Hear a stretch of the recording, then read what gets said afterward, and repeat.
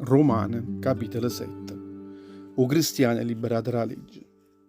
Frate mio, voi conoscete buone tutte le leggi e sapete pure che le leggi tengono potere in culo all'uomo, solo per tramente chi si cabra in coppa la faccia della terra. Una femmina sposata, per fare solo un esempio, è attaccata al marito suo, per bene la legge, insieme a quando che sta campa vicino a essa in coppa a sta terra. Se chi lo marito suo muore, che la femmina viene sciolta da quella legge, che manteneva attaccata a kill. Tenendo innanzi all'occhio questo principio, una moglie è una mala femmina, sì che essa se ne va con una donna o quando un marito suo è ancora vivo. Se invece chi sta muore, che questa femmina viene sciolta da quella legge, e se se ne va con un'altra, non è chiamata più una mala femmina. O cosa so c'è che succede pure per voi, frate miei. Voi siete morti per la legge di Mosè, perché siete stati uniti a Cristo, rinda la morte sua. E proprio per questo, voi non appartenete a chi che è risorta, rinde morte, perché tutta la vita vostra fosse ricca e tutte quelle opere buone che vengono accettate innanzi a Dio.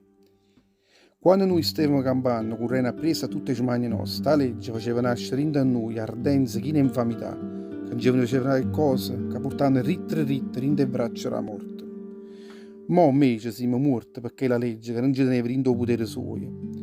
Mo noi non stiamo più a servizio suoi. E proprio per questo, noi mo non serviamo più a Dio, campando in da chi lo vecchio stato che teneva i paramenti suoi, goppa che la legge è scritta. Mo invece serviamo a Dio, in una maniera nuova, perché stiamo sotto la potenza dello Spirito. La funzione della legge. Abbiamo a concludere per questo, dicendo che la legge è peccato? No, questo non è vero. Perché è stata proprio la legge che mi ha fatto conoscere che era un peccato. Per portare solo un esempio, per far capire meglio. Io non avrei saputo che desiderare cose schifose fosse stato un peccato se la legge non mi avesse detto non a desiderare cose malamente. E a così, piano l'occasione a questo comandamento, o peccato, ha fatto scatenare in me ogni sorta di smanie fetiente. Invece, ad non ci sta la legge, non ci sta manco peccato. Chi lo peccato è morto per me. I primi campava senza legge. Quando poi venette chi lo comanda, o peccato ha cominciato a esistere, e io sono morto per chi lo peccato. E a così chi lo comandamento, che aveva portato in da vita, ma ha portato invece in da morte. O peccato qui è l'occasione che veniva da chi lo comandamento, ha fatto la fattura, ha fatto morire per via chi lo stesso comandamento. La legge rinda essa stessa, è una cosa buona e santa, e pure il comandamento è santo, giusto e buono. E sia così avesse marito che quella che è buona, sarebbe diventata per me un motivo morto. A rasusia a me dice una cosa di questa. E il peccato è quello che porta rinda la morte. E chi sto peccato si è fatta conoscere per quella che ho veramente, si è mostrato rinda a tutta la violenza sua, per bene una cosa buona, servendosi proprio di quello comandamento. L'uomo ha dominato il peccato. Noi certo sappiamo che la legge è una cosa che aveva a fare con l'anima.